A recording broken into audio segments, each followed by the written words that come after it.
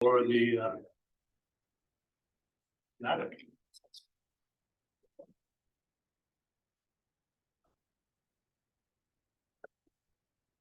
we will start momentarily. Okay. As soon as the clerk returns, we'll take roll. Take roll. Rico.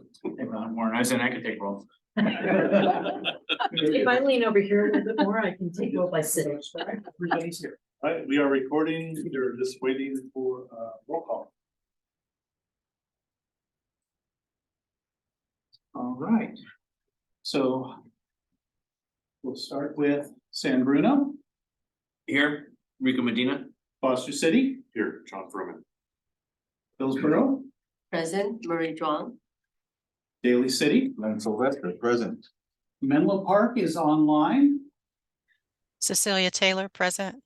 Thank you very much. County of San Mateo. Here. So all members of the committee are present. Okay, Director Matei is ill today, but he is online attending, so I'm going to try to facilitate it from here. He'll bail me out if we have to. I'm David Cosgrave, the supervisor coordinator for Department of Nursing Management. Okay, so our next agenda, our next topic would be approval of the agenda. So move. Second. So that's, so for our scribe, that was approved by Hillsborough, seconded by Foster City. Okay. And you should have in front of you a copy of the minutes.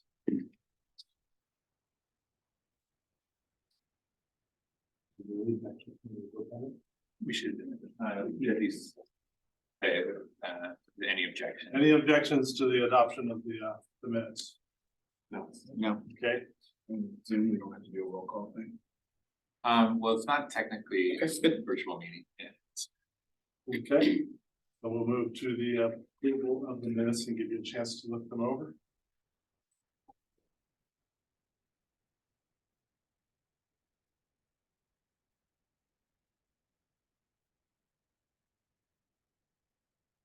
I'll just make a comment that it was pretty detailed, pretty precise, so it's a good minute.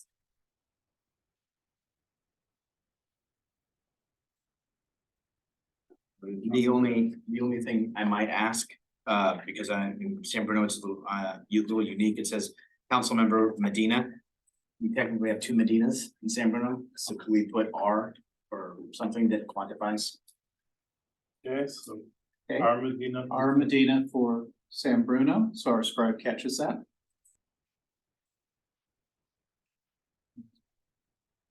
Need a motion, move approval of the minutes? Yes. Second. Any opposed? Hearing none, we'll mark that it was unanimously passed by the president. Abstain. Any abstention? That wasn't here. The motion was from Foster City and seconded by Supervisor Sullivan. Okay, should open it up to public comment before I do that. There were no speakers cards received prior to the meeting, and there are no members of the public currently logged on. Okay, so no public comment. Now we can go on to our next topic, which is consideration of increasing the Emergency Service Council reserves from 500, or setting the reserves at between 500,000 and 1.4 million. I can give just a little bit of background on this. Over time, the Emergency Service Council has accrued reserves primarily through the contributions from SFO. Those contributions going forward will be considered on an annual basis as revenue, so they won't accrue to the reserves that ESC has in the future.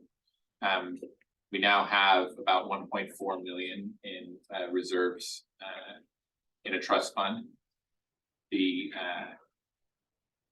There was some evidence, I'd say, or some indication in the record that the council had at some point adopted a cap of 500,000 for reserves. And so the question is, we have this $1.4 million. We have a purported $500,000 cap. How would we like to address that? The recommendation from DEM is to increase the reserves cap to where we are today, which would leave 1.4 million in the trust fund that could be allocated to one-time expenditures as the need arose. So if we don't include SFO into the reserves in the future, would we be annually putting money into it so that we have money there for one-time expenses like that? The request is to adjust the cap, so it's not to establish a minimum at this point. That's something that you guys could consider, is establishing a minimum that would have to be replenished if we went underneath the threshold amount. I think this, didn't it say between 500? And 1.5. So, That's- so I want to say that, at the time that the board decided on the 500,000, is with the caveat that we need to find out the personnel, because, you know, we share the personnel with the county. There's a lot of sort of, as a JPA, where we stand, and do we have full-time directors and staff, which at the time we did not. So the caveat of 500,000 cap was, at the time, the board agreed to do so. But going forward, to really delve into what requires, you know, sort of a 6-month out kind of expenses for the reserve, which is most of the cities look into, is a 6-month operation cost. Sure. Right? So the 1.4 versus 500,000 is sort of an arbitrary numbers that we set at the time, but we really didn't have a discussions further to say, what does that mean? I would like to consider staff's proposal to increase the 1.4 with the condition that need be that we can draw on those reserves as needed, because I see item number 3, you're asking to draw on some reserves to purchase 2 DEM vehicles. I think that's an excellent opportunity, but if we have the reserves in such an account, we know that we have, it's like a rainy day fund. The additional items that the council has brought up at their meetings were, you know, talking about air quality monitor stations, rain gauges, stream gauges. And I bring up our whole radio system as a county collective is, I don't think it's been done, and I think it's overdue to make sure everything's functional, connectivity, et cetera. But am I hearing you correctly? It's just to bring it up to 1.4 in the SFO will not go in there, it'll go in elsewhere. So once we start drawing in that, so let's say next budget, we ask for 440,000 or 410, now we're below $1 million. Correct. And then we'll just keep going down until it's drained. Unless we establish a minimum, which would then be a part of sort of the request to the cities and the contributing members to backfill up to a certain rainy day minimum. But yeah, the basic notion is you'll have this, you know, pool of 1.4 million that you can erode to whatever level the group finds appropriate. And the only way to replenish it usually is coming from the jurisdictions. Just a budget for it. You'd have to budget for it. That's what I'm trying to, right now, I'm understanding this, SFO is what's giving us that, reserves, am I incorrect? No, Not any longer. Historically, the Did they use SFO money? funds were taken and included into the reserves, but because they're sort of an evergreen, you know, they're always will be contributing this amount. It's reasonably anticipated. The notion is that that's revenue that you should Earmarking it, okay. Yeah. So one of the things you could do ultimately is use those same funds to, you know, replenish There you your go. That's what I wanted to know. reserves. So it's not really a net loss Okay, if you ever perfect. drop below. And the other thing you're thinking about is the SFO funds are kind of similar in amount to what we usually supplement to reduce our costs. So putting it into income or revenue just means that it's already in the budget. Right. So So that's fine, so we Yeah, have those options. I thought my reflection is that SFO has always gone to the general. No, that's not the case. Okay, so it's going to the reserve. Correct. But my question still remains that are we having a reserve for the purpose of drawing down on specific items? Or are we talking about operation costs? Think the notion would be that it's for specific one-time Like the evacuation. expenses. But I think you can also have it so that it serves as a potential rainy day fund, as council member described, so that if we have 12 storms back to back, which require a ton of overtime and beyond projections, that's there to help balance the budget, I guess, ultimately. So you could, if you wanted to, because in here it says establish a reserve balance between 500 as a minimum and a max of 1.4. You could state that the 500 is a true reserve for a rainy day, and anything above the 500 is more for these one-time expenses. So then you don't lose that nature of a reserve in case it gets bad. So in the discussions of having it backfill the memberships due, so to speak, because that's how it's been utilized for the last 4 or 5 years. Is there a discussion regarding the true cost of the membership fees? Because, you know, every year we talk about this, and every year we push it down because we do have reserve that would be able to backfill. So is there a evaluations of, do we want to evaluate the true cost of the membership fees? And then to bring it so that every city is on the radar of looking at their budget for the coming years to say, we're anticipating that there's gonna be an increase? Or are we anticipating that we're going to continue to have this flush that will be able to backfill us on the membership side? Because that happens every year, it's not a one-time thing.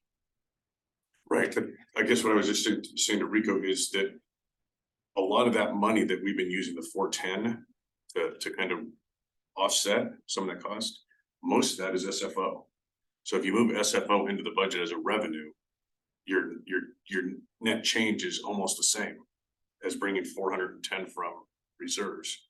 So we wanted to switch from reserves into the budget to offset the cost because we're putting SFO into there. Okay, I hear you. All right. Right? Yeah, right.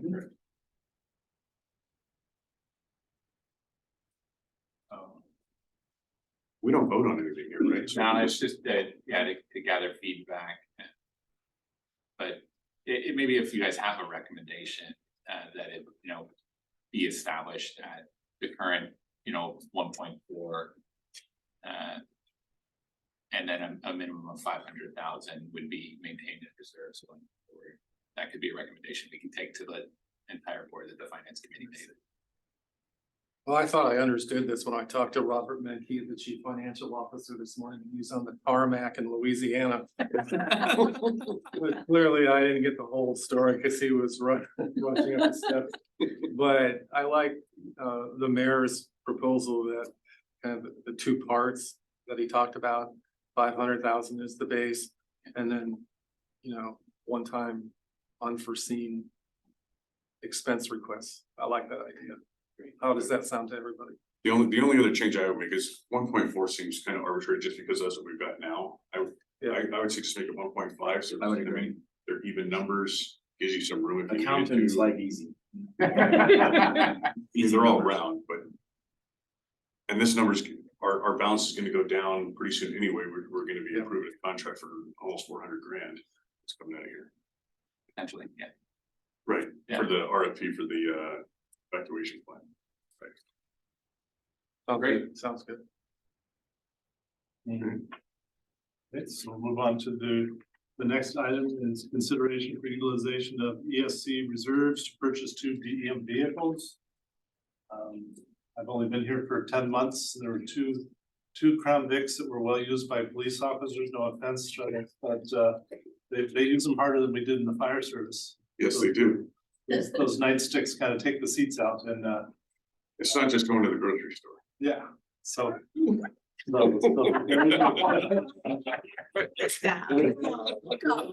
There is a request. We do have one new vehicle, which is one that was purchased new when we got it, and that's a large vehicle for towing our pod runner and towing things around. The other ones are smaller ones. We lost one in the storm because of clearance and the level of the water. It was a well-used Crown Victoria that was totaled from the flooding. So the request is for purchase of two new vehicles. All the vehicles we've had have been runouts from the sheriff's department that have been, retired from use for law enforcement and then passed down to us as we were a new department. So we've never had an accumulation of funds. There's never been a reserve fund set up to start. Does the county do that? Where you set aside funds annually to pay cash for things, or do you do it like this? The sinking fund on vehicles is based on the acquisition of a new vehicle. And if you use a run out vehicle, they become a direct bill vehicle because they're presumed to have already been replaced. Right, but the county does set aside funds to replace Equipment reserve Correct. fund. Okay, Correct. I think if we're gonna start purchasing vehicles, I think we ought to start budgeting to set money aside so that we don't have a hit of 200 grand at once. Yeah, I think we do have in the budget, Michael Leach is on when we get to the budget, but I do think we have some funds set aside for vehicles. This kind of lump sum hit is related to, let's get a clean slate. Kind of a new idea. Yeah, with clean new vehicles for the department and the ESC response. And also in view of the loss of one vehicle during the storm. No, that's totally. Adam, this is Michael Leach. Can you hear me? Yes. Yes, you're absolutely correct. When DEM moved out from under the sheriff's office, DEM was not left with new vehicles. So all of the vehicles that DEM inherited had already been paid for. They were like third hand-me-down. So there was no vehicle replacement funds attached to those. Once DEM purchases a new vehicle, you're all absolutely correct. Our Department of Public Works will attach a vehicle replacement fee that gets paid in to replace the new vehicle with a similar make or model, 5-10 years down the line when eventually that vehicle reaches end of life. And so they run a formula that tells us how much we need to set aside in our budget each year to sort of that sinking fund you're referring to. So that when the new vehicle becomes an old vehicle, needs to be replaced, the money is there already. So this will go in that place that was actually in the budget discussion, was a line item that was significantly decreased this coming year. That one will increase with this purchase to start setting money aside.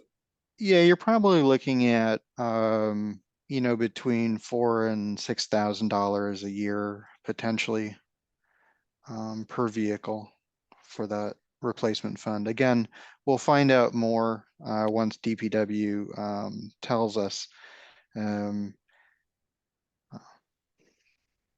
So I have a question regarding, originally we have, the DEM has 4 cars.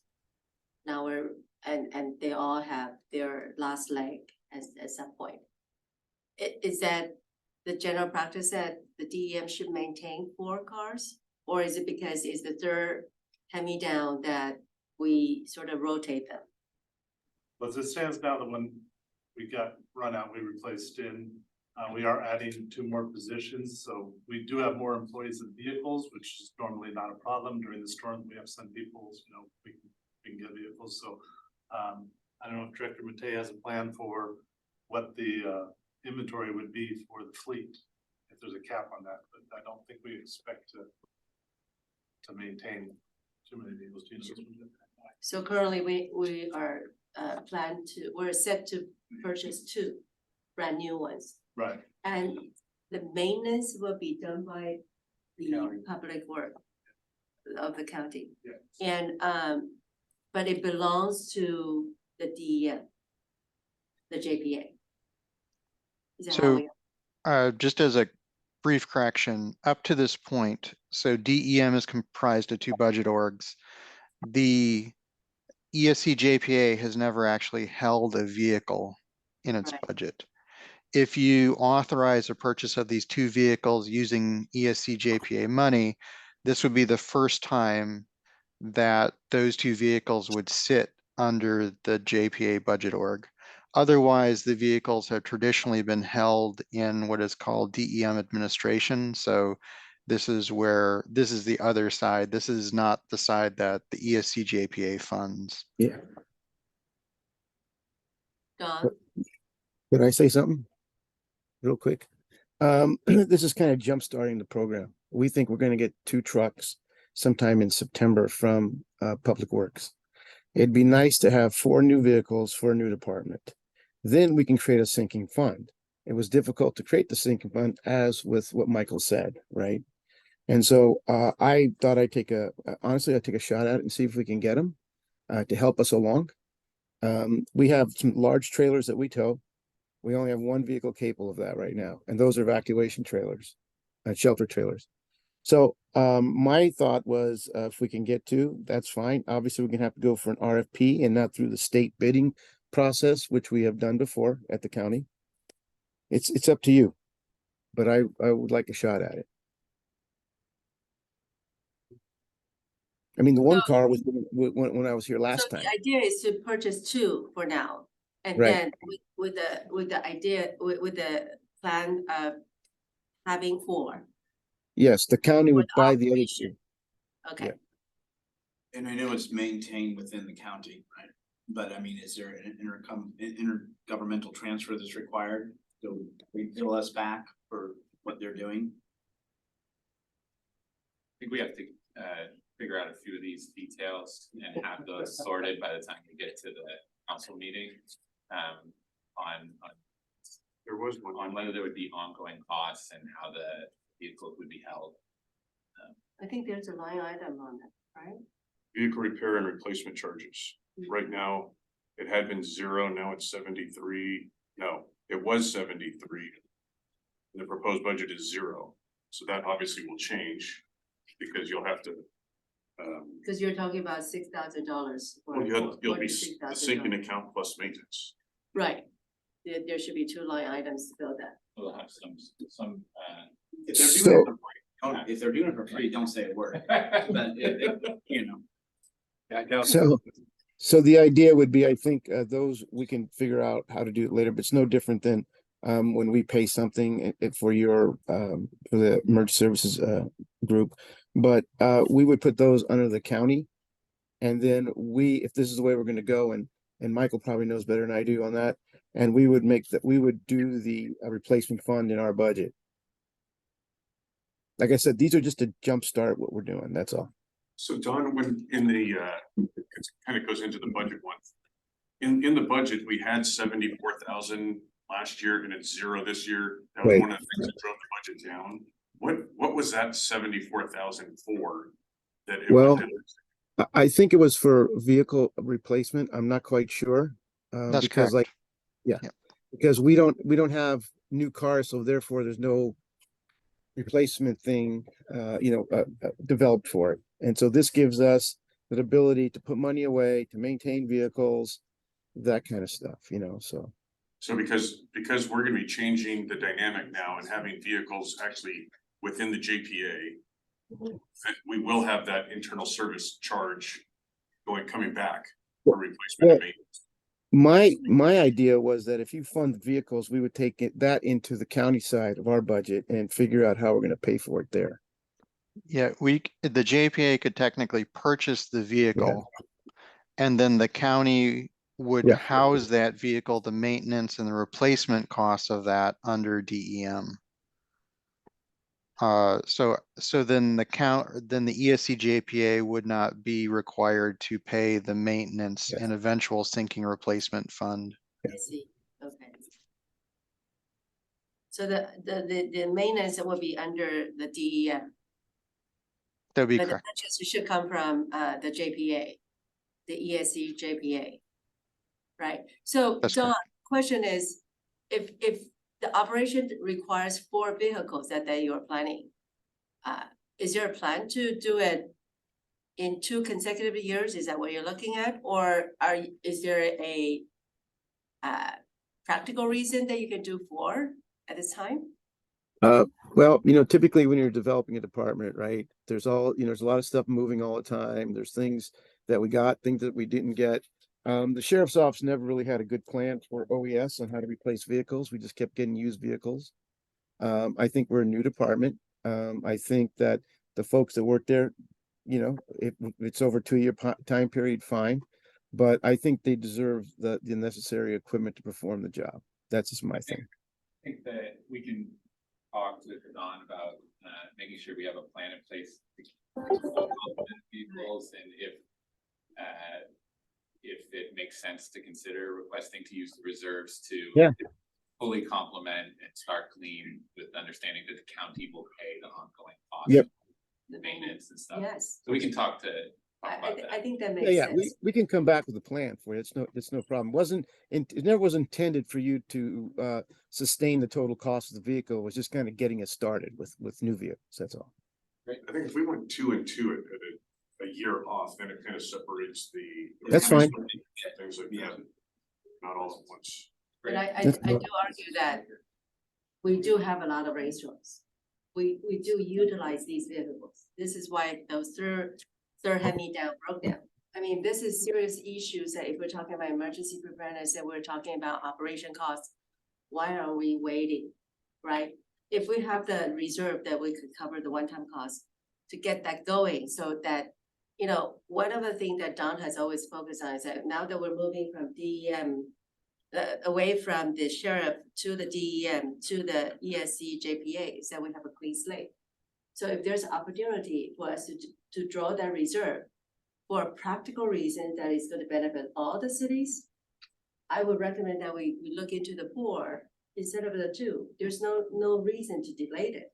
What's the condition of it? You've mentioned one is gone, that got Okay. destroyed Our recently. current status is we have the F-250 pickup truck, which was purchased new and is relatively low mileage. It's in around the 40,000 mile range.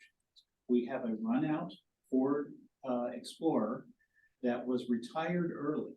So it's not terribly high mileage. It's in the 80,000 mile range, and it's in good running order. In fact, it's a nice ride.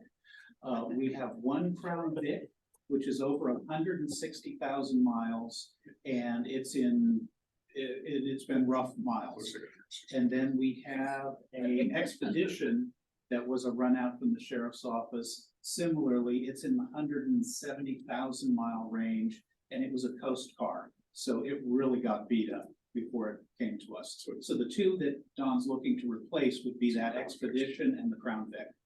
Okay. So it sounds like we've had a couple that could go another couple of years if we wanted to. Absolutely. Go ahead. Thank you. First of all, I agree with Marie. And I'd like to let Don know, I've always enjoyed your foresight and your forward-thinking for the future. In reading this, I see listed as a F-150, which you made mention. It's in the first paragraph. An example would be a Ford F-150 4x4. That's what he wants to acquire to replace Okay. the. Right, so I just wanted to verify that, because have we thought about EVs? Now, the Ford F-150 makes an EV version, and if we were to consider that, do we currently have the infrastructure for level 2 charging of those vehicles? That's number 1. Number 2, has anybody reached out to Peninsula Clean Energy to see, because they do offer grants, what they would, how they can assist? We recently, within the past couple of years, have passed REACH codes, which we're trying to get folks to electrify. Why not go for sustainability in the purchase of EVs? Now, I know the F-150, the cheapest is 56,000, where extended range battery can bring it to 86,000, and it's 4-wheel drive. Have we thought about that? I can answer the first portion regarding the infrastructure. Infrastructure. for charging. Yes. We have the largest single location in the county for level 2 EV charging, which is our new parking structure. And the reason we have that is Peninsula Clean Energy gave us a large grant, additional 70 EV chargers to our new parking structure. So we actually have great infrastructure for EV charging here on County Center. I am not familiar, and I'd have to speak to the emergency response experts regarding the suitability of EV to make it through this, high waters and things like Right, this. now, I appreciate that, and then looking at your vehicles, one is 11 years old, one is 10 years old, one is 15 years old. And the maintenance on those will probably nickel and diming us terribly. And maintenance is an upkeep of EVs, it's practically nil. You just have to replace the tires, so I think that would be something that we could look into and consider, if that's a possibility. Just one thing on the EVs, just because our city has, one of our council members asks this question every time we talk about any kind of vehicle. And we were replacing some trucks for our public works and parks departments.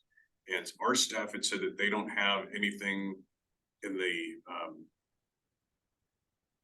EV lineup? in the EV lineup Yes. that's high enough. That's what I'm looking for. Capacity. Or Capacity, right, to meet the- for that kind of use. Now, I haven't heard about the F-150, but they're towing some big trailers with these things. So you gotta have sufficient amount of power. And my experience with our city was that they don't make them yet. But Oh, yes, they do, because I can say the new Tesla private truck that's coming out will tow up to 15,000 pounds. Hmm.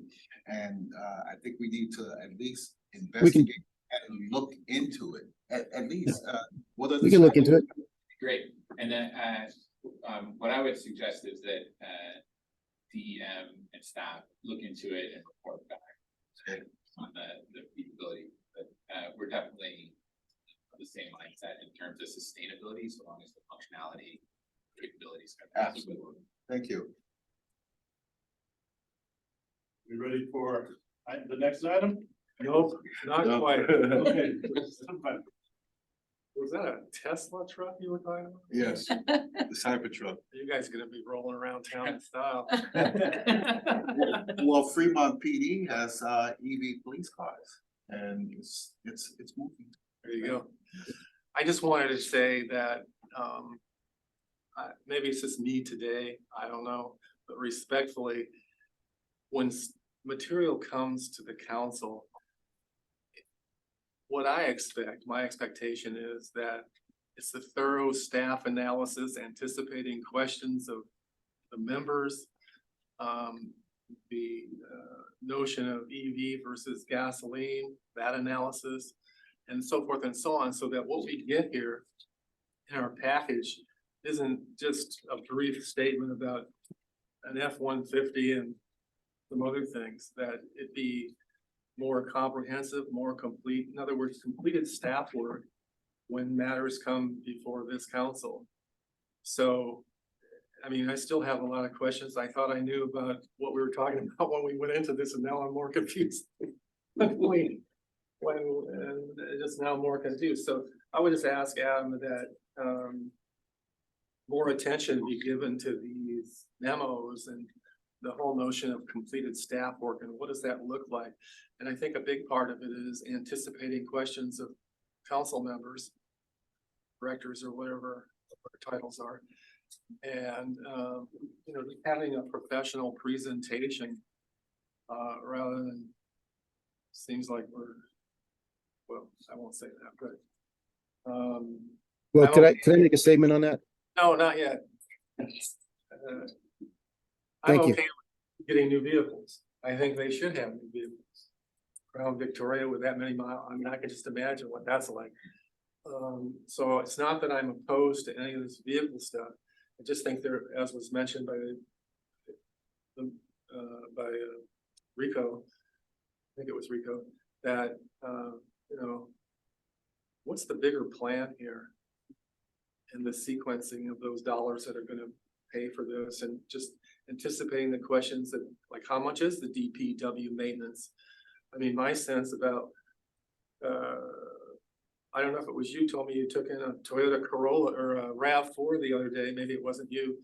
And just a routine maintenance at 30,000 miles or whatever it was $1,200 because of all the electronics nowadays. And so, those costs have to be taken into account. I have no idea what DPW is gonna charge for these newer vehicles with all these electronics in them. And that ought to be part of the cost formula. So I don't know, I'm just basically fundamentally saying that my expectation is a more comprehensive, if we're gonna talk about consideration of utilization of BSC reserves to purchase 2 new DEM vehicles, that the analysis be behind it in depth, anticipating our concerns and questions. So if you could just take that into account. Sure. And the other thing I would ask is, do any of the regulations that you know about prohibit the owning of property? Do No. the JPA agreement or the DEM agreement prohibit us owning property? No, you can own property, you can own vehicles, you can contract with people also. Right, the accommodation was made in the new JPA agreement of about 6 years ago that allows the JPA to actually own property or enter contract. You have a reference for that? I think. Yeah, I do. 2021 Yep. JPA, that I just got a copy of, it prohibits the owning of property. Oh, we can look at that. And I may not have the most recent copy. Yeah. I requested it and Allows entering contract. Well, we can. It does allow entering contract. We can take a can't look It at says you that. can own real property too.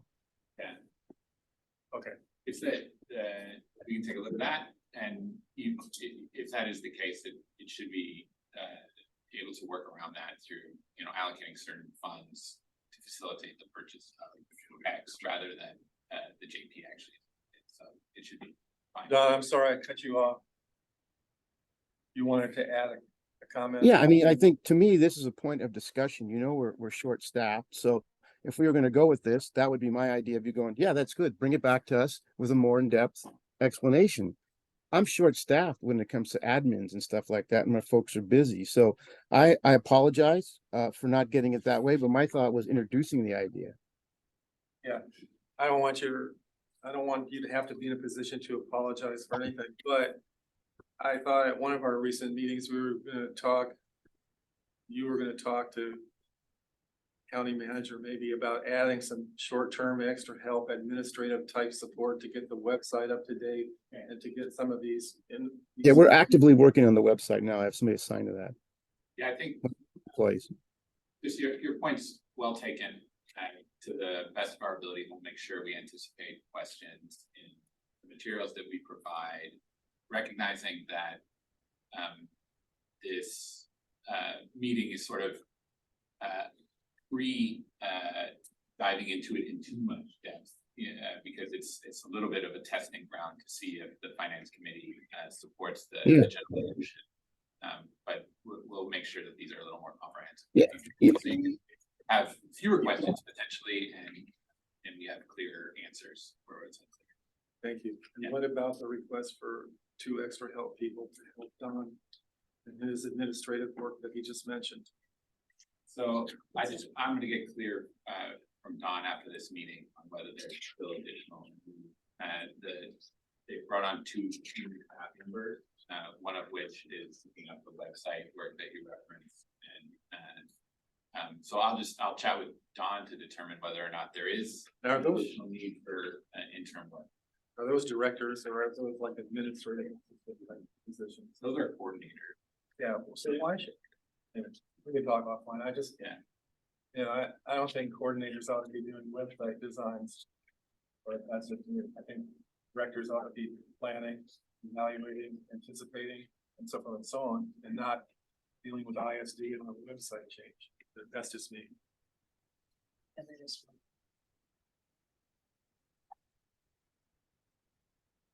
And number 4 says administrative assistant position is being requested.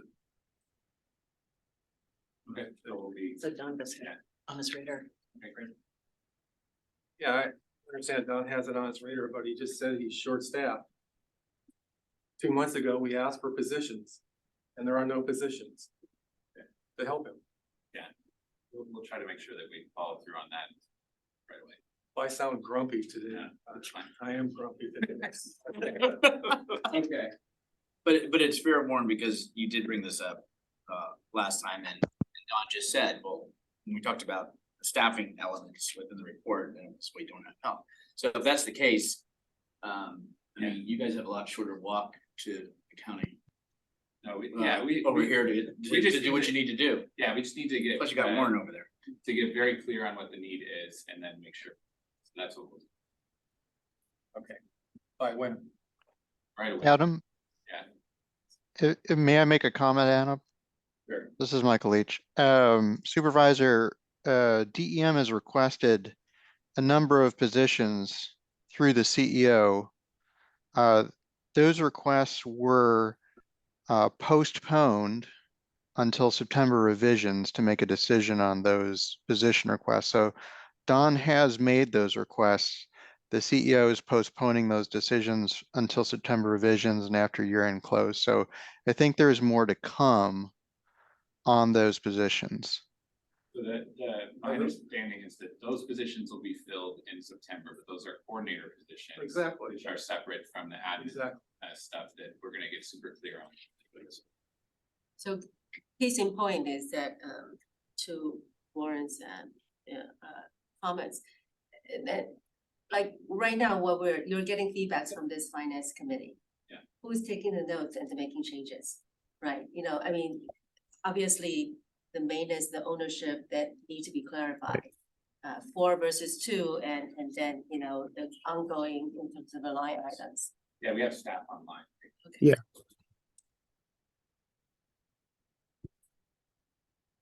Anything else on item number 3? Would you like there to be?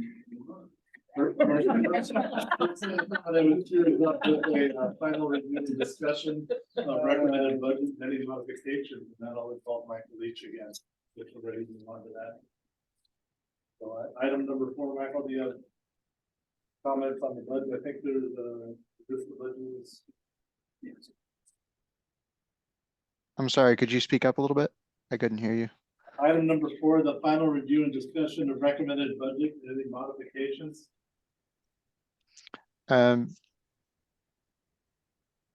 What would the board like to know?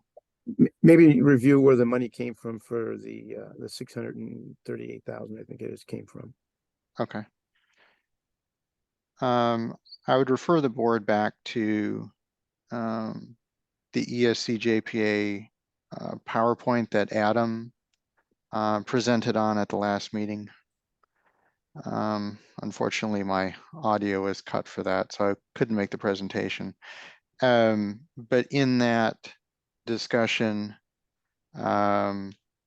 we discussed where some of the cuts or the reductions were coming from. And again, primarily this is due to service charge reductions for radio and phone by our information services department. This was around $424,000. There is a service charge reduction of motor vehicle and maintenance charges by the Department of Public Works in the amount of $88,000. And there are some other more minor reductions in service charges and removal of one-time costs from the 22-23 budget. That decrease was offset, as you know, by an increase cost for the San Mateo Consolidated Fire contract for the hazmat response. And that contract increased almost 9%. So overall, the decrease from the current fiscal year that we're in, 22-23, is going to be $605,000 and change. Does that answer the question? I think so. They also got the memo that was provided too.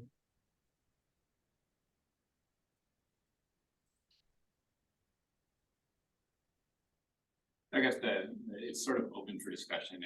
You received your presentation at the last ESC meeting, and we promised to return with a pretty similar budgetary analysis, and that's here. And so this purpose of this item, I believe, was just open it up to see if there's any questions or question modifications to the. I think there's a lot more information than normal. The background, what the JP provides to cities, so they can look at those things, and a lot clearer explanation as to how did we result in a savings. So from that perspective, happier with this year's budget. Not to mention the decrease in cost. I do appreciate the summary. It's very helpful.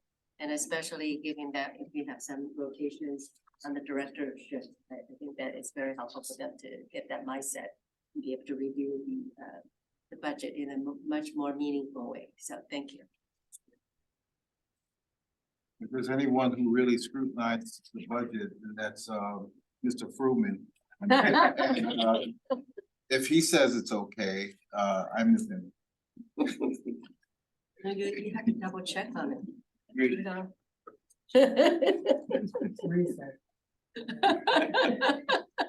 You see me watching, you see me reviewing. Good. The two of you. Exactly. We'll move on to the next consideration of modification of the finance committee schedule.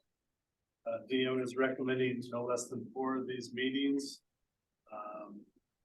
It's important that we try to set these meetings before September for the 2024 schedules. We can have them known in advance. So we're looking for your input on those items. They talked about January being a meeting to orient people on the general meetings. So it's just for your consideration, modifying the finance schedule. Item 5. And this is part of, sort of, these meetings have moved from non-Brown Act to Brown Act meetings. We're looking at having additional ESC meetings, potentially, right? And there was at the last meeting, Councilmember Medina, I think you mentioned there might be some meeting fatigue, right? And so do we have to have a meeting just to have a meeting, or is it, you know? It wasn't about fatigue. If you gotta have them, but I don't like having them to have them, but there's no need to have them. This month, I know for Caltrain and for something for the city that I serve on, I cancel those meetings. Only because of the fact it was substantive enough, and now we're all traveling. And I think everybody's time is valuable, so. I know some people may say, well, we need to have 6. Well, do you really need to have 6, or would you, if there's need, that's what I meant. Not, we're all willing to do it, it's just a matter of having them productive and effective and efficient. Can I make a statement on the number of Oh. meetings? Go ahead, Tom. It is, it's mentioned in 2.04 of the JPA that the Emergency Service Council meetings is recommended at 1 every quarter. That is the only recommendation really that there is. So it's kind of up to you what you want to do, how your meetings coincide with what we're doing here. April and June are typically busy months for budgets and stuff like that.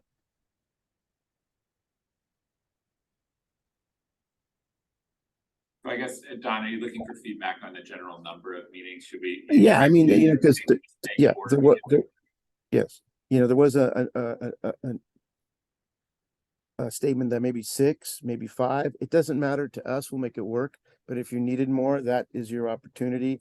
So we can get it in the calendar in September to council members. Medina's, you know, we don't want this to come out of the blue for you. We're trying to get a pacing strategy for the Finance Commission, the agenda review, and for the meeting. So we're not getting them close together and having to rush around doing things. Ron, who brought up the idea of going from 4 to 6? It was in the conversation. There was a meeting that we had with the supervisor. Adam was there, and we said maybe go to 5, and then I said maybe 6 somewhere in that meeting, if I recall. So may I make a comment on, it's more about the month that we're interested than the numbers of meetings, I would say. January for the orientation, I get that. April for the budget, I get that. Sometimes in June or Yeah. July for strategic planning going forward for the next fiscal year, I get that. September for sort of a final. That can be done, but I think that I'm more interested in what are the months that you're talking about.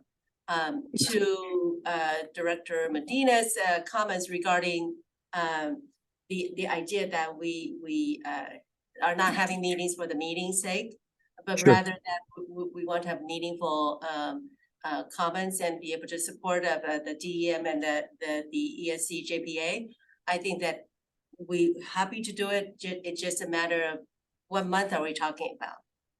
You know, the one in January, I feel we need, but then we brought up the issue that it might just crowd that meeting too much. You can't get anything done. Some of the people who've been here for a while may not want to attend that. I think we can discuss how to handle the new individuals coming forward to us. But it's kind of up to you, really. You're gonna get a new director here pretty soon, so we'd like to get them off to a good start, and it's gonna take 4 meetings spread out. Could be a little difficult for depending who you get, but it's up to you. I'm satisfied with whatever you want. I just thought I'd breach the question. Well, I think we talked about onboarding, is if we have a large transition, when they rotate and the new mayors appoint. I know what the mayor of San Bruno is gonna do for next year, so we've got that taken care of. It's gonna be this guy still, so I'm sorry. But I think Warren, you brought it up, it's like, you know, did I get onboarded? Because you sat here and maybe, and I think the new folks need to be specified, you know, they come here, they understand the process, they have a tour, and that's kind of a separate meeting. You can't force people to be here, but I think it's more meaningful to have this type of dialogue with that. Well, let me just ask a question. Why do we need a meeting to onboard people? Totally agree. Yeah, It's like everything I ever get appointed to.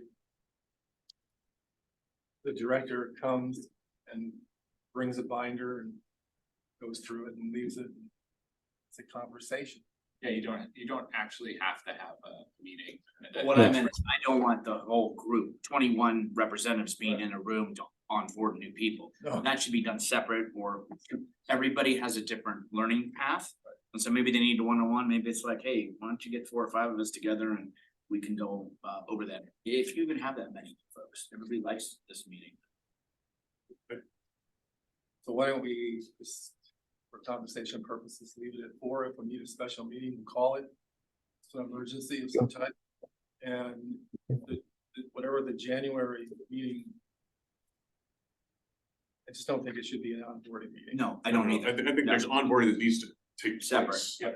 But I don't think, I agree. I don't think that has to be. And keep in mind, when we had COVID at one point too, during a board meeting, we said, let's meet monthly. There was a period of time we met a couple times for the months, and then we stopped it. But it was because there was so much happening, you know, within the county at that moment in time. I also think that, you know, as a chair and the vice chair's discussion with the staff, is that you look at your agenda items, right? You know, if it's 10 of them and you're gonna lose the interest on the discussions, and it's gonna be a long hour meetings, maybe you want this, you know, pace it out to 2, and, you know, get the urgent ones, and then, you know, the sort of, you know, others, regular items in a separate meeting, and that can be done. And I do think that in general, directors will be appreciative. Thank you for the feedback. Okay. Don, I can read your director's report and save your energy. Do you want to jump in or do you want to take it? I can just jump in real quick. There's nothing really too critical in there. Just an update on the all hazards evacuation plan. We do have a vendor, 2 of them. We'll interview those folks. We think we're gonna have enough money in there to, if we need to get a contractor to help us manage that. That's gonna be a gigantic project, and somebody who knows the area. So that was my recommendation on that one, on the all hazard evacuation plan. One of the things that was brought up, and I know Supervisor Mueller's brought it up a couple times, and it is not mentioned in the current all hazard evacuations plan, that we should add a study that focuses on, you know, electrical, cell phone, radio infrastructure.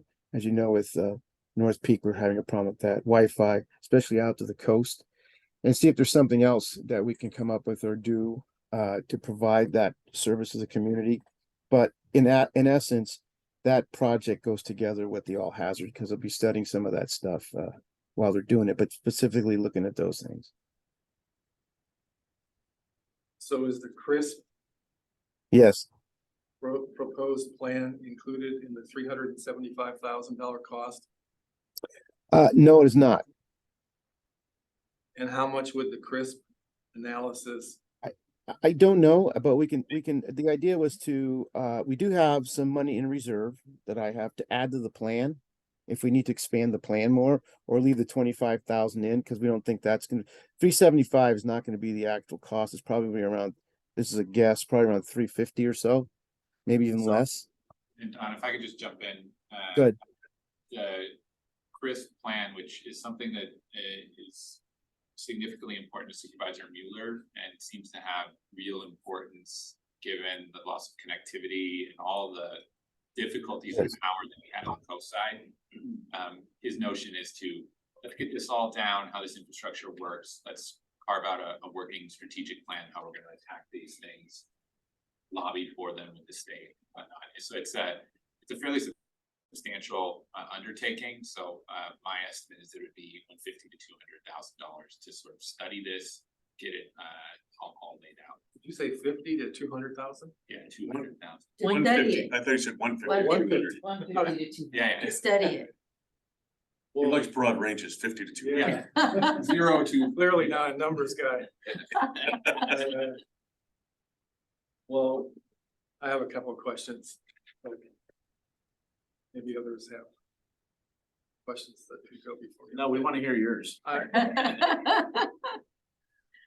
He's a very good vice chair, isn't he? The $25,000 for somebody to do project management, why couldn't that be done by one of the new directors? Because it has, Oh, go ahead, Don.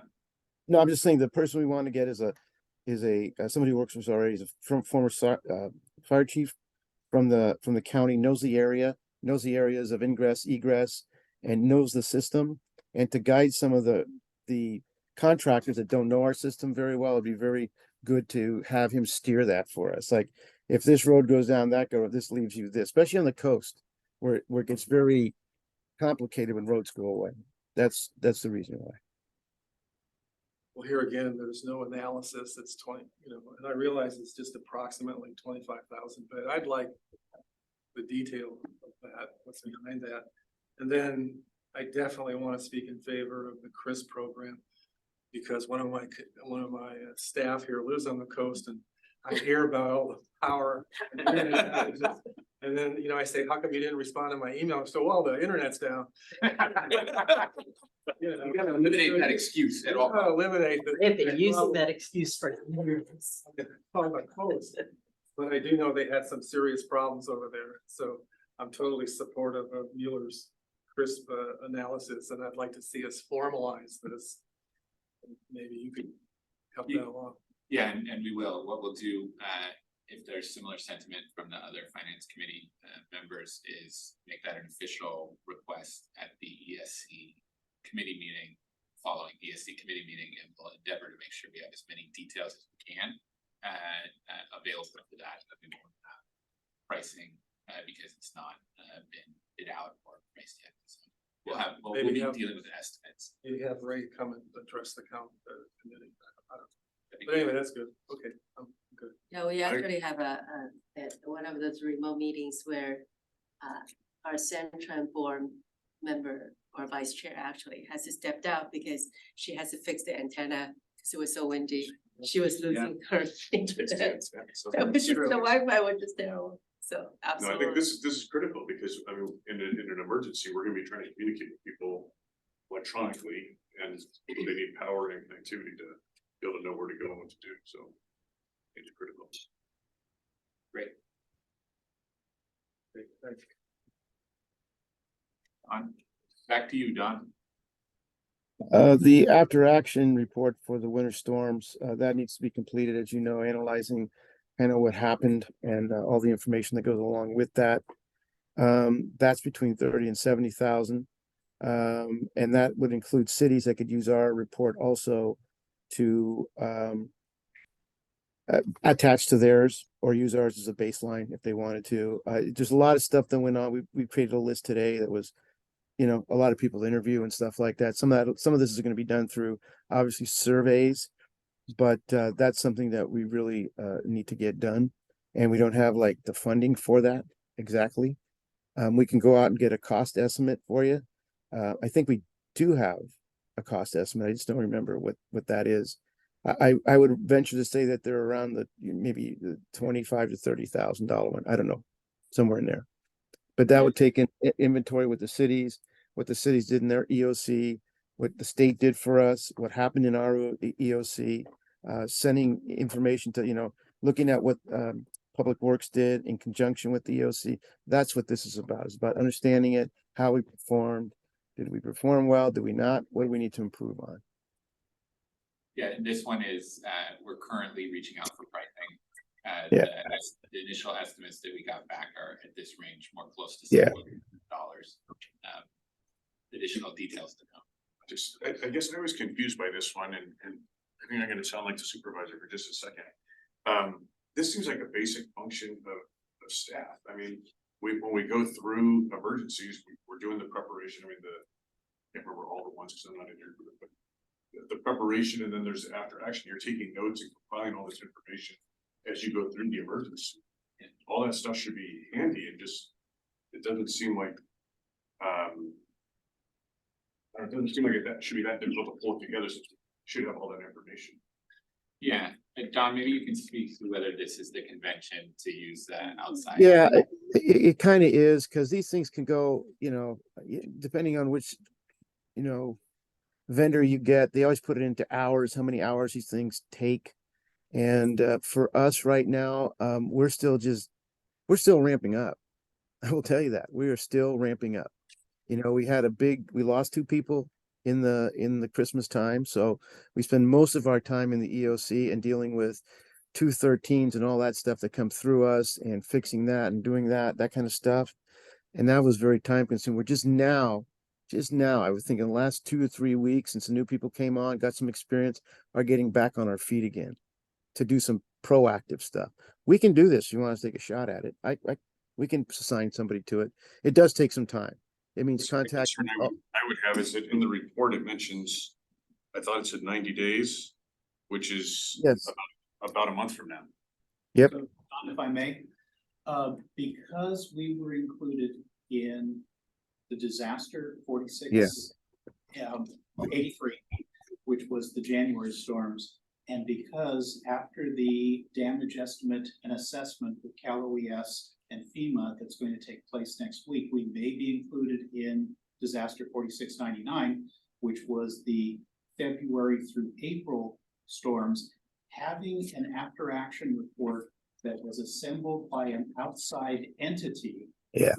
Eventually that FEMA audit comes, will basically give us a better foundation to support any claims when we come to audit. And so because it's an independent as opposed to what we Yeah. think is bias. And now when we go to FEMA for reimbursement of costs, does this cost get included in that? I don't know. But I asked of our controller's office this question because we're doing it currently for COVID. And their initial response was it's unlikely that we would recover. Yeah. From FEMA the cost of the after action report. It's not a FEMA requirement. It's a Cal OES requirement that we're responding to. So that's the information I got back from the controller when I asked that question. Is this done under normal circumstances with fully staffed, not with the changes that were going on? Is this something that normally you think that DEM would normally do on its own? I did contemplate it, but I think for now, I think you might have the capability to do that. And, I know it's good to have an outside folks, but I'm convinced that we would do a very good job at doing the report. We put a committee together, the committee would review it of different cities and stuff like that. But right now, it's kind of, if you want us to do it, we can do it. I mean, it's gonna be somebody doing that for, somewhere around, depending how sophisticated we get with it, about 300, 250 hours, something. That's just my guess right now to get it, and then have it drafted. And that means that somebody's gonna have to, do the formal, modeling of it and those kind of things. But I think it needs to be done. We've never had storms like this before. I think we're going to find some issues that maybe we don't look at because we're here. That's the other issue too, right? We're part of the system and we don't recognize the problems in the system. It wouldn't hurt to have something from outside, but can we do it? Do other, DEMs do it? Yeah, they do. I think that I will tell you, I reviewed the example I have is I reviewed the CZU fire when I first got here and did a very large report on the roadways that were damaged and stuff like that. And so, but I was a fresh set of eyes just in here, so. Yeah, so I think if we're gonna spend the money to have someone else do this, we ought to be using this not only as a recording, but as a learning exercise for how to do this in the future. So that it might become easier for us to do. I appreciate what you're saying with the auditing.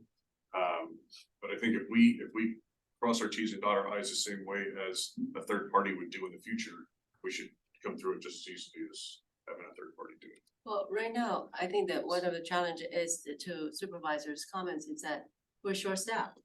Right. Right, so you can pull the staff to, if you designated a person, a staff person to do this job, he or she is away from other things that needs to be taken care of in order the ESC to work. So go ahead, Jeff. Go ahead, David. Future, we're finalizing the VOC software for emergency management, Yeah. for these types of events, which will generate as a template of an after action report. Yep. Which will really facilitate tying the daily incident action plans, all the forms together. So it will be a much easier process, and we will. Yes. Bring people, I'm on the project, whoever gets the contract to work with them on the after action. So, As being in contact with Cal OES almost daily, the normal 90-day deadline for an after-action report, because so many counties were so damaged, they're extending that.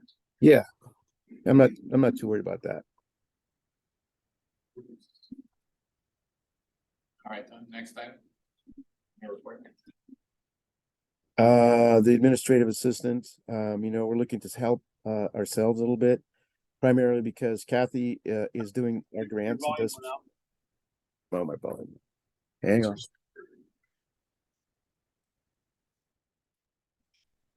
How about now? oh yeah, much better. Okay.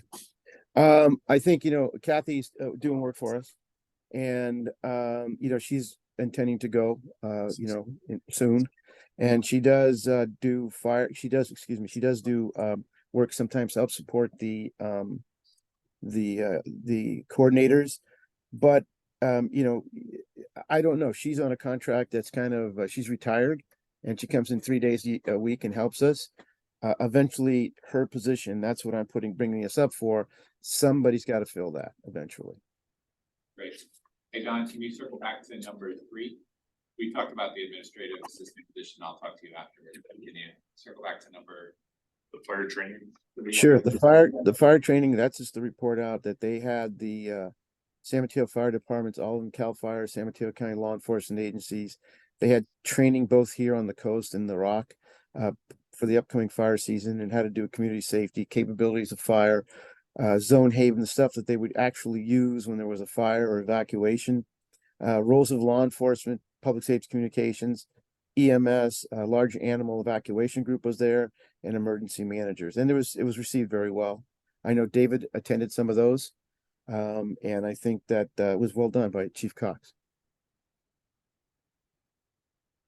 So, Don, Mhm. is the fire season training for the PD and with the Yeah. police and fire, and Yeah. not to the public, right? The No, it public was not. It was is just, it was just, this police is and- only strictly for the professional.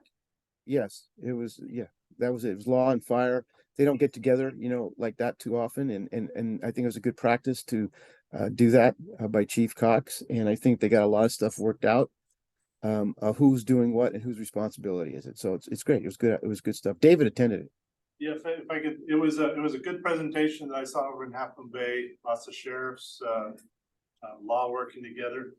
New thing that's come into fruition and kind of was an issue during the CZU fires was people who were evacuated from their ranches couldn't get back in through the roadblock. So there's been an assembly bill since then for the ag ID, meaning you can get back in to feed your animals and things like that. So the ag commissioner, deputy, Jeremy Wagner was there to show what the ag pass will look like. And so it won't be a surprise to outside agencies that are manning the roadblock, what that process is. So Lori Wagner was there talk about large animal evacuation group. It was a very good meeting. Obviously, CAL FIRE always says this is the worst fire season ever. But they showed all the maps and we're way, way wetter than we usually are, but there's a much larger grass crop, so. Yeah. They're worried about that. Where's the restroom? Check. That it? Yep, and then your last. I'm the last. It's, like I said, it's painful. I've been- Oh, go ahead. I have four if I But- could. Go ahead. It says in the documents, we currently have part-time individuals. How many part-time individuals do we have? John, who are you referring to? I'm referring to Kathy Pate, who was here at OES. She's come back and has been working with us solely on grants and doing some support for us. The other, she's not a grant employee, she's paid by the county. The other two folks that work for us are fire folks working with Fire Safe and working on fire related projects, and those are most of that money's from grants. We have three. Correct. So, I'm sorry, There's three people. There are three people. Yeah, but they're Yes. focusing on on grants on and admin, on the admin side of it. on admin too. And then on the grants reminded me that I gave you the name of a really outstanding grants consultant who does a lot of work for CK. And I'm wondering if that has been explored or not explored. And I felt like presentation that I heard was a part of was amazing from these consultants. My thought was, how do we attract more grant money? And that firm seemed to, I don't know, I was very impressed. I wasn't grumpy that night. New reports, lots of money coming in. Absolutely. John, you Makes know, them happy. I agree. I think that there are a lot of money out there. That is focusing on emergency preparedness. yeah, the reason I know that's true is they talked about it during the CCAG meeting. So I'm wondering, that's on your plate. It is, and I spoke to Connie, our county grants person, about that and about our existing grants folks.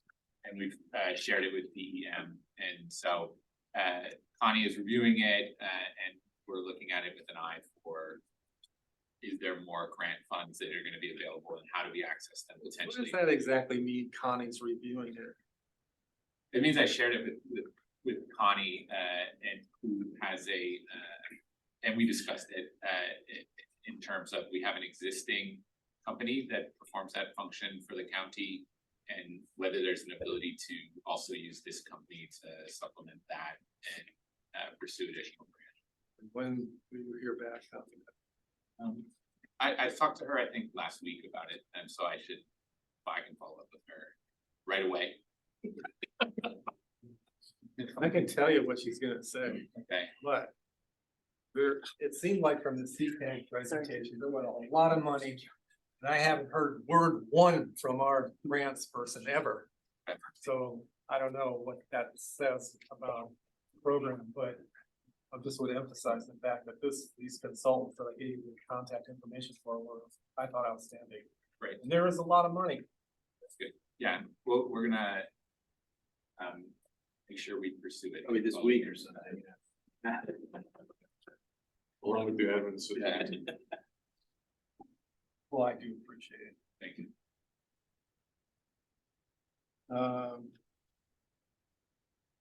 Number 5. Sorry, go ahead, Don. Oh, you want to go to number 5 or you want something else, Supervisor? I wanted to say one more thing about item 4 and then I'll. Okay, Can we get an updated chart on directors, what they cover? Administrative assistants, web people, extra help people, grant writers, just the whole kit and caboodle. Yeah. Sure.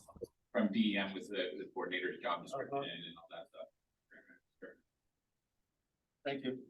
All right. Oh, wait, before we go to 5, I want to go back to the finance committee's recommendation on meetings. There are 2 pages. One is on one subject title 2022-23 budget and key issue. The other one, the subject is considerations and modification to the committee finance schedule. Are they the same or are No. they separate? That one says, one is May, I'd say has the same date, but it's a different heading, and they got One is mixed up. May 16 and one is May 17. Yeah, Are they the- separate? yeah, they are. Okay. The titles are different, right? If I remember. This- One is about A the little bit of. Budget key 2020, issues, what is it? I think that item was removed. from the Which It agenda. was pulled. Key issues. Budget Yes. key issue is removed. Yeah. Okay. Yeah, we see that. So, Yeah. so then my comments, sort of back to the chair's comments regarding the content of the summary. Is that Mhm. in the background infos, there's a lot of you envision your committee. I think that it should be the directors, visions, the Okay. directors committee. Okay, So all the yours, you should be referred to the directors, right? okay, right. Or the board, is that right? Yep. Yep. Okay. All right. That's my only comments. All right. Anyone on that item? Last item done? The last item, I'm homesick. I'm not feeling very good myself, so I'm a little cranky maybe. But thank you all very much. It's been a pleasure to do this kind of work for you. I hope they get somebody and they're doing a search for somebody that I'm sure will be do a very good job for you, probably better than me. But I wish him good luck, or them good luck, I should say. And my last day is actually September the 1st. Where I'll be going do something else. That I don't know. We'll figure it out. If my wife lets me do stuff. So you'll Thank be you doing all. whatever your wife Appreciate tells it. you to do for September 1st. That's right. That's right. It was an honor to do it, honestly. And I just want to recognize Don's contribution. He told me, I was like, how long have you been with the county or been with, public service? 45 years, just outstanding, very impressive. And I haven't had such a long time to work with him, but we work through forms. He drives his team to be as devoted to public service as he is. So they were here, night and day, 20, 30 days in a row, trying to do the right things to meet all the needs that are out there. And so Don's particularly receptive to the needs of particular citizens and tries to meet even just that one-off need. So in terms of commitment and knowledge and resources, it's a loss and a lot of gratitude to Don. So the county does have an opening currently that will be open for approximately a month to hopefully identify a strong candidate to come in and take on all the work that is associated with this work. Yeah, I want to say that I serve on this committee or this board for 12 years representing Hillsborough. I have worked with Don and then he retired and then he came back. He's one of the most thoughtful and shall we say ambitious in terms of seeing the operation and see how things should be pushed and move forward. And some of the items need to be memorialized. And I've seen you work during COVID and now it's tremendous. You are always accessible to answer our questions and you are always knowledgeable in terms of the operation and in terms of finance. And you're very persistent in terms of getting things done and incorporating the director's vision. So I'm very grateful for your service and thank you so much for your supporting and doing the directorship. Don, we've worked together for a number of years and I'm just glad to see that you're actually going to retire, hopefully. and it's time to enjoy yourself, but thank you for everything you've done. No, thank you. Are you That's all. planning on a soiree for Don? We have to do something big. Or is it a surprise? Oh, it's a surprise. I didn't know it was a surprise. It's a surprise to you too. Okay. Mr. Chair, if I can make a quick comment. As the F and G on the committee here, I've learned a lot over the past couple of years. And Don, again, like I made mention earlier, I enjoy your foresight and your future foresight. And I guess those are kind of the same. But at the same time, as to my committee members here, I'm definitely learning a lot. We're gonna miss you. And thank you for being candid about your wife, because I'm not afraid to say I do as I'm told as well. And so just as long as she's happy, Yeah. I like to do. And with that, I also like to, I made a comment about Mr. Fruman earlier. I like to give one for Marie. I learned a lot from you, Marie, and there's a euphemism that I would use for you, and that is watch the pennies and the dollars will take care of themselves. So congrats and thank you, Mr. Taylor, for the opportunity. Oh, by the way, first time being here, these chairs are so comfortable. Let's get to the importance. Right. Thank you all very much. Somebody count the I can see chairs. that now. Silly me. They have RFID tags on it. If they go out the door, we catch them. Hear that? Hear that, Glenn? Yeah. Do we have a recruitment schedule for this? And then I would suggest that we put Rico Medina as vice chair on the interview panel for the hundreds of applicants that he could screen for us, but he didn't want to do it. Maybe general. I've done HR, I want people need help. Okay, there you go. We do have a recruitment schedule. I don't have it in mind. I just know the duration. It's stay open as a month, and it posted last week. So 3 more weeks, something like Late that. last week. What is the turnaround time for county as far as once somebody says, okay, you're green light, let's make a conditional offer, they accept? I mean, what's the? Yeah, we're anticipating based on the release schedule that we would have somebody in position before Dawn leaves. But it could be a little tight given that it's summer. I was upcoming. thinking So, it's tight, but I can always. I also have a meeting scheduled with Dawn's wife to see if we can keep her. Yeah, I mean, I'm not, That's probably also a surprise. I did say to Adam that, if things got tight, I could stay a little bit longer just so they have that transition period. That is very important, I think, when you come to a new organization and coming to something that you don't know how it runs, it'd be good to have somebody here. David Cosgrave could also fill that role right now. As far as being, the person who briefs them, but it's whatever Adam wants to do, we'll figure it out. Yeah, I do think that we have good fortune. Don has always said that the transition is important to make sure that Yeah. we have all those institutional knowledge to be memorialized. And, Dave is fantastic. We're very fortunate to have you on board. Just one other thing that the mayor brought up. I'm just kidding.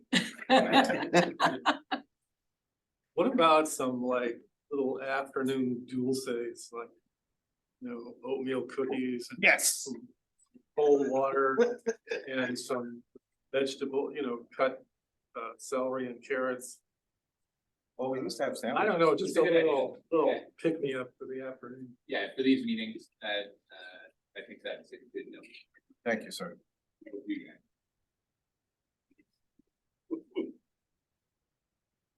All right. Anything else? Right. Reports. Okay.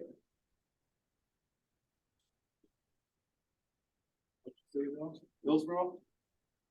We have a Memorial Day parade on the 29th. You're welcome to. Memorial Day on the 20th. What time? 10 o'clock. You gonna go? I'm gonna write it down. It's down Main Street in Hillsborough. Down. Absolutely, and I'm That's gonna. right. We also have the community music festival on that day, so, Yeah, that's right. yeah. Daly City? Mm, Flag Day, flag raising, month is coming up, and I believe it's June 13th, will be the Filipino flag, raising. And we also have the Pride flag raising coming in Daly City. I'm unsure as to the date, but I know it's in June. Thank you so much for the opportunity. I don't have anything to report worthwhile. And Menlo Park is, I don't see the camera. Anything from Menlo Park? Oh, there we go. Yes, we are having a Juneteenth celebration on the 17th, and at the moment, it is at the Carl Clark Park in District 1, the Bellhaven neighborhood. Fantastic.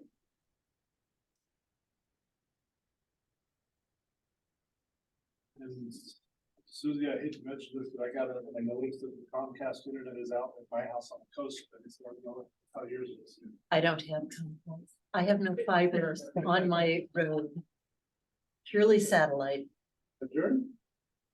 Thank All you. right, perfect. The Thank you Sewer all. Conference. Thank you. Thank you, everyone. Thank you. Is that- The Sewer Conference. is- The third conference is the last week of June. The Yes. National Third Conference at the Marriott in